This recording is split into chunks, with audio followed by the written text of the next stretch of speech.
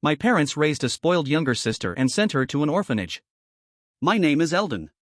I just turned 19 this summer, and for the first time in my life, I spent my birthday not pretending to be happy. That probably doesn't seem like a big deal unless you've spent most of your life as a shadow in your own family, never quite seen, never truly heard. That was me for as long as I could remember. Growing up, I always felt like I was the side character in someone else's story. The someone else?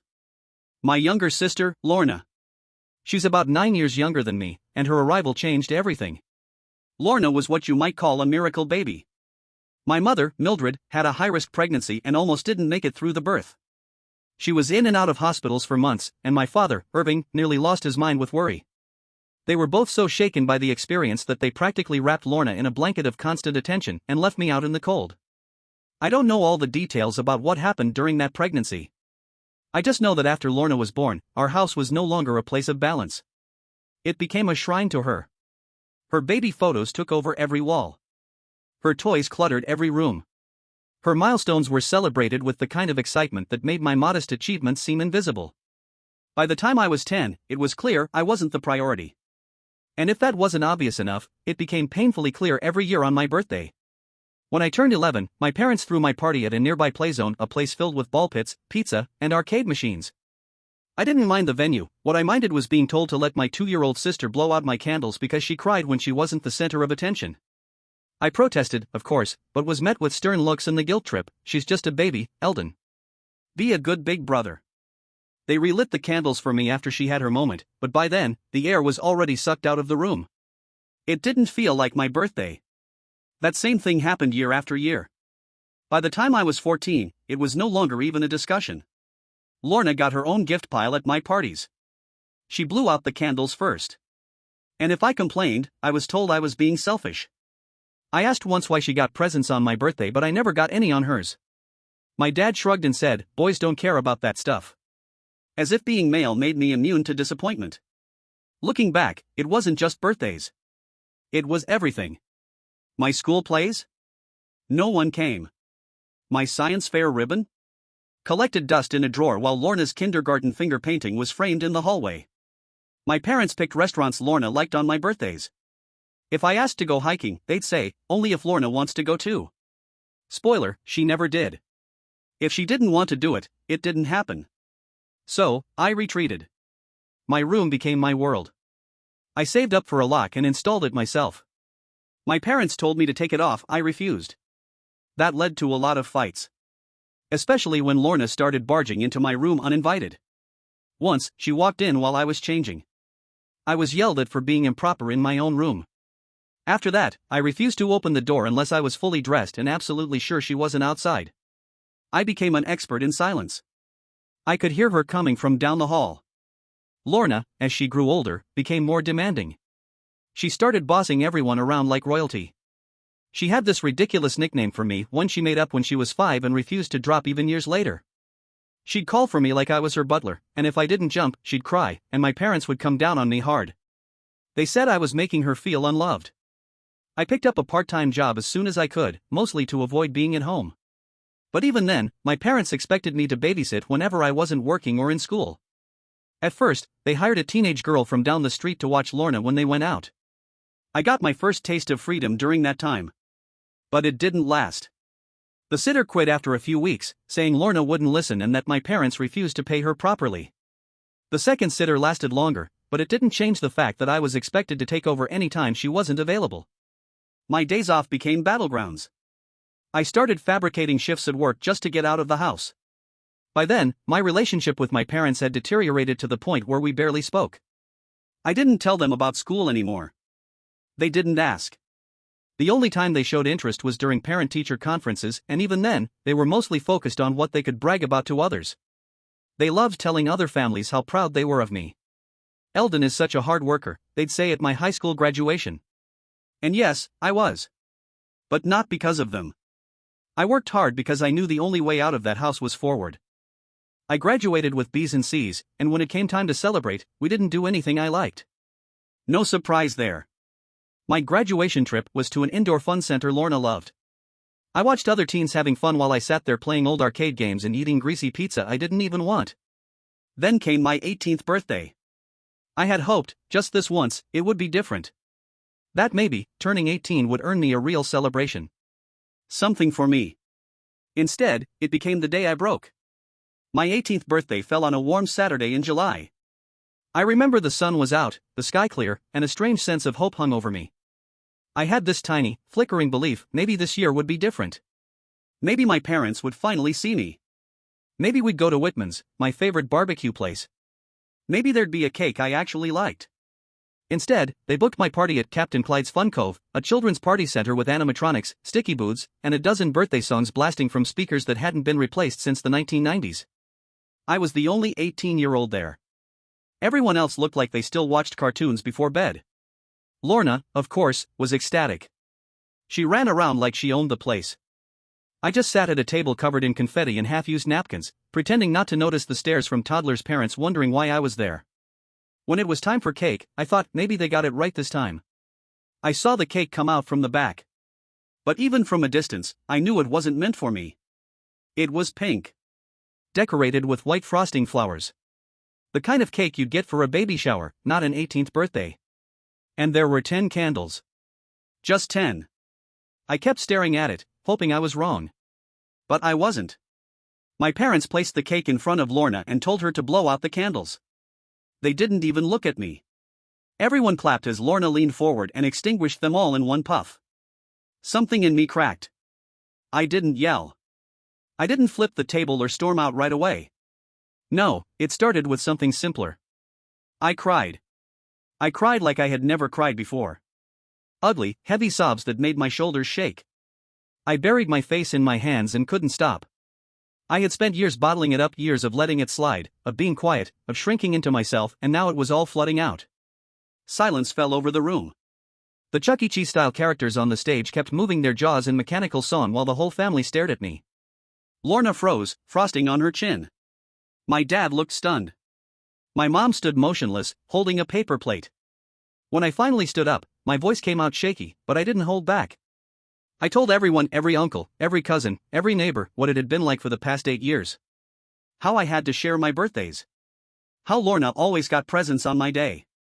How I hadn't had a real celebration since I was 10. How I was forced to smile while my sister made every moment about herself. I told them that I felt invisible.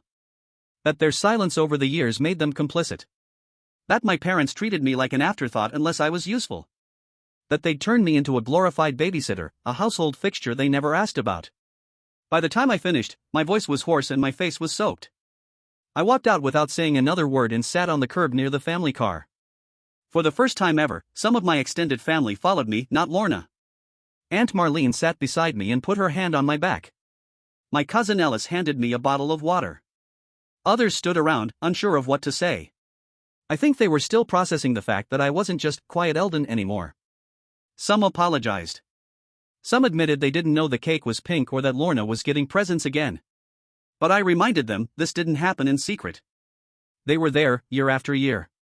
They watched it happen. There were 365 days in the year.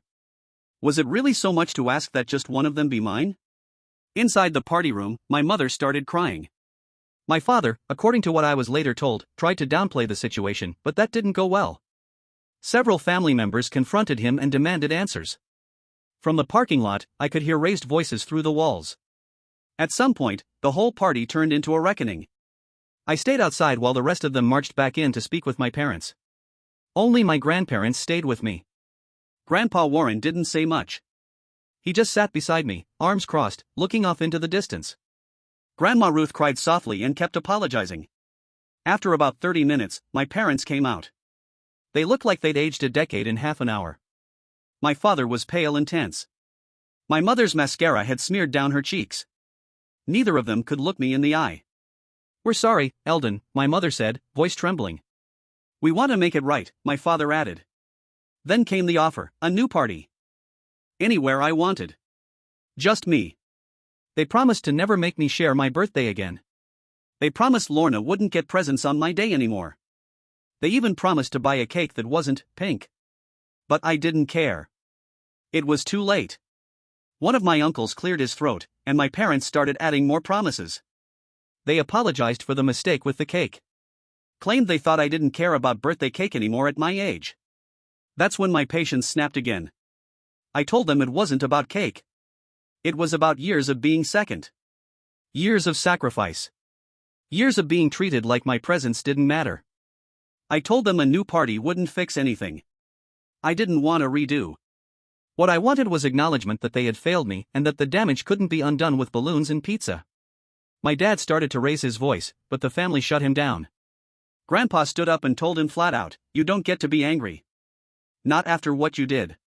That was the first time I'd ever seen my father look genuinely ashamed. He opened his mouth, closed it, and stood there in silence.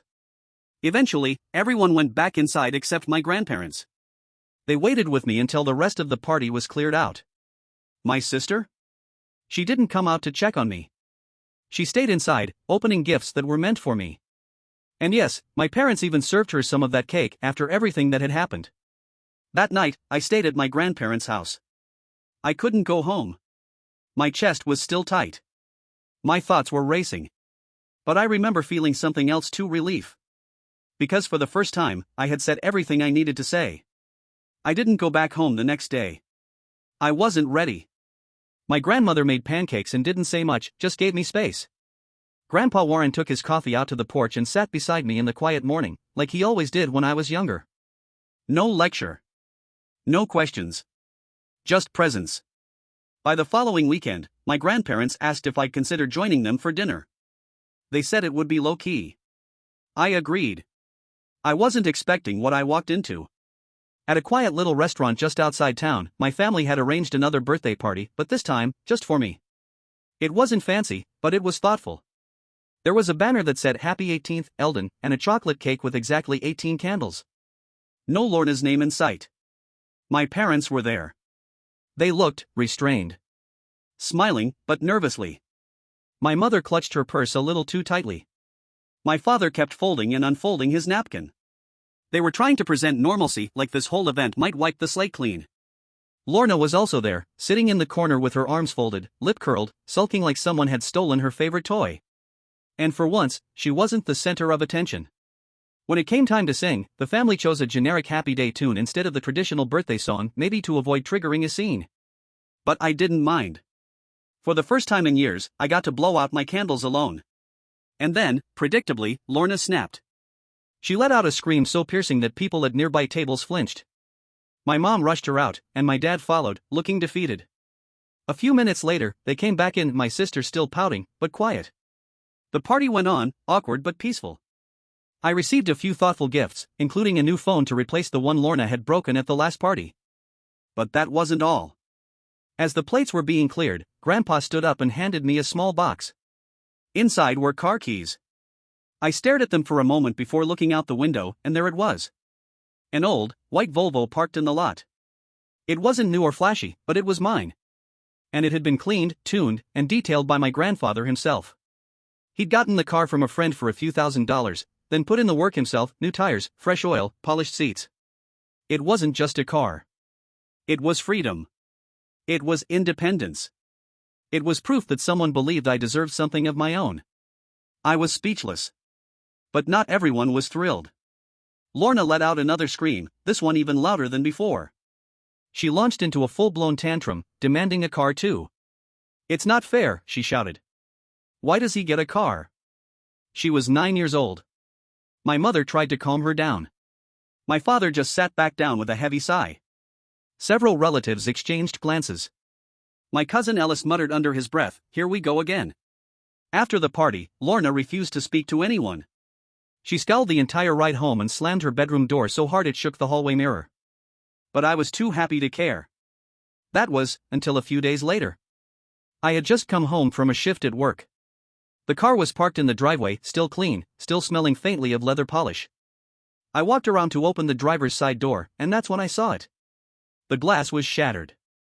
Both passenger side windows had been smashed in. The windshield had a spider web of cracks spreading from the center, like a violent starburst. My first instinct was that someone had broken in. Maybe a random act of vandalism. But the truth came faster than I expected. My father met me at the door with a grim expression. "It was Lorna," he said. "She took a hammer from the garage." I didn't say anything. I couldn't. She's grounded, he added. Indefinitely. And, we're going to pay to have it repaired. Apparently, they caught her mid-swing, just before she could destroy more.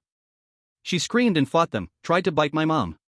It took both of them to get the hammer away. She had torn through the windows like she was tearing down my happiness. The rest of the family was furious. Especially my grandparents. My grandfather, who had spent weeks fixing up that car, looked heartbroken. My grandmother cried. Several relatives said what I had been thinking all along, that Lorna's behavior wasn't just about being a difficult child. It was the result of years of unchecked entitlement. And it was time to end it. So, the decision was made, Lorna would be sent to boarding school starting in the fall. My mother wept. She begged my father to reconsider, but for once, he stood firm. He told her that if they didn't set boundaries now, there wouldn't be a future where Lorna could succeed. He said she needed structure, rules, and space to unlearn the idea that the world owed her everything.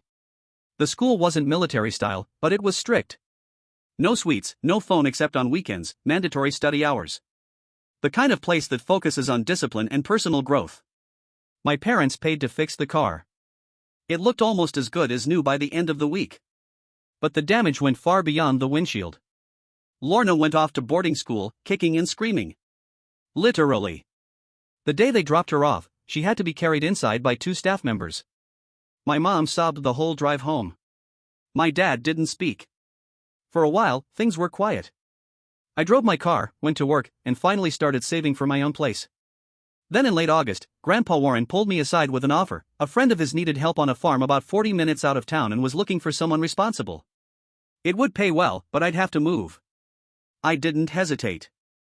I applied for a small studio apartment near the farm and was accepted. It wasn't much, but it was mine. I used a credit card to cover the deposit, bought some secondhand furniture, and packed up my things. By September, I was officially out. No more fights. No more lock on the door. No more watch your sister while we're out. I was free. My parents kept calling. They wanted to talk, to check in, to offer help. But I rarely answered. When I did, I kept the conversations short. I didn't yell, didn't argue, I just stayed distant. My grandfather said they were struggling. Between boarding school fees, home repairs, and now losing both kids to their own mistakes, they were facing the consequences of their choices. And for once, it wasn't my problem to solve. Update 1. It's been nearly a full year since I moved out. I hadn't planned on revisiting everything that happened, but somehow, life had more to show me. And when I checked back in on the account I made to share my story, I found dozens of messages asking for an update. So, here it is. I've been doing well.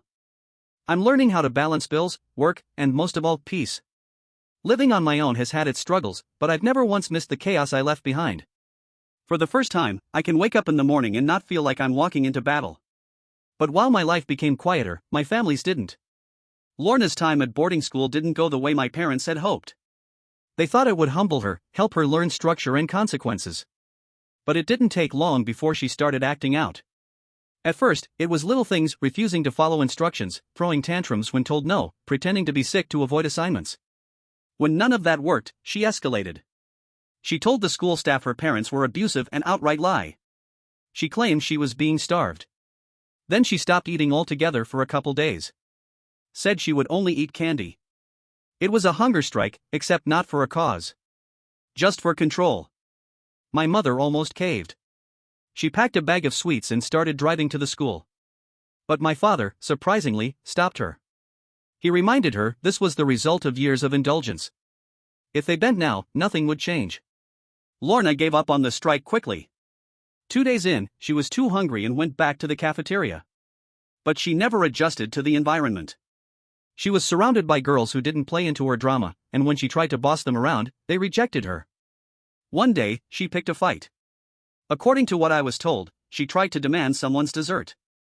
When they refused, she pushed the girl, and the girl pushed back.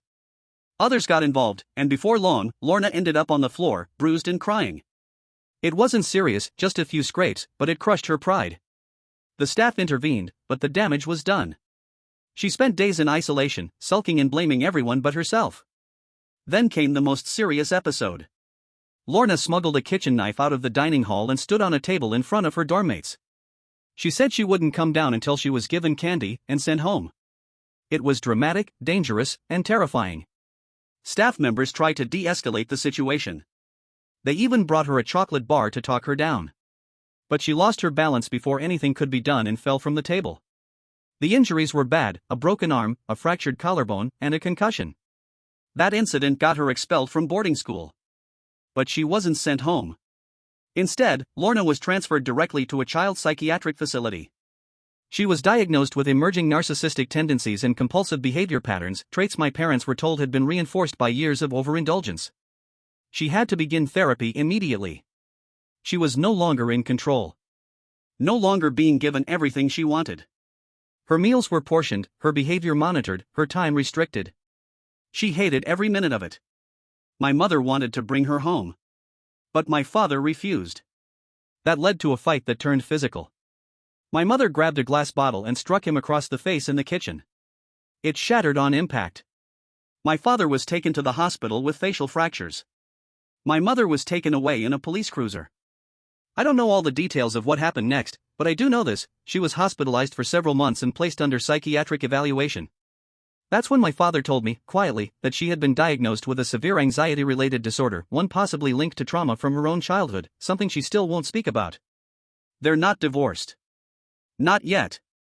But they sleep in different rooms now. And Lorna? She remains in the psychiatric ward, still under treatment. Still refusing to accept that she can't have everything she wants. She's lost a lot of weight on her regulated diet and reportedly hates everything about the place. When she was briefly allowed to attend my 19th birthday dinner, she didn't scream or throw things, but she did cry. Loud, manipulative sobs. Why, she kept repeating, over and over. She wasn't used to watching someone else have a celebration. And then, just like I did at her age, she laid on the floor in protest. She cursed at our parents. She tried to walk out of the restaurant. It was a full performance, mirroring what I did the year before, but done with entitlement, not grief. My grandfather pulled my parents aside and gave them a stern warning. Don't reward this, he said. Don't take her out for cake tomorrow. Don't hand her the day she just tried to steal. That night, she was driven back to the facility, kicking and screaming. Just like she had been the first time. Since then, I've heard she's made slow progress. But no one is optimistic. She's bright, they've said as much in her reports, but she only applies herself when there's a reward. And she still believes that everything I have should also be hers. She's jealous I live on my own. Jealous I have a job. Jealous of my car. Jealous that no one is catering to her like they used to. She blames me for a lot of things. But not entirely. Her main resentment is toward our parents. And that's where the most important shift has happened. For the first time, everyone in the family, parents included, acknowledged that I was not the problem. I didn't cause Lorna's breakdown. I didn't break the car. I didn't create the favoritism. All I did was speak the truth and walk away when no one else had the courage to confront what was happening. As for me, I'm still in my little apartment. Still driving that white Volvo, repaired, running smoothly. I work mornings on the farm and evenings doing delivery work. It's not glamorous. But it's mine. I had hoped that telling this story might give me closure. Maybe it has in part. But I've also learned that healing isn't a straight line. I still carry a lot of weight from those years, some of it hidden so deep I don't always notice it until it catches me off guard. I've looked into counseling. I'm trying to be better about not isolating myself. I've even made a couple friends from work who actually want to spend time with me, something I never really experienced growing up. I don't hate my parents anymore. But I don't forgive them yet either. Some things take time. I don't know what will happen to Lorna. Maybe she'll change. Maybe she won't. But her future is no longer mine to carry. That burden has finally been lifted.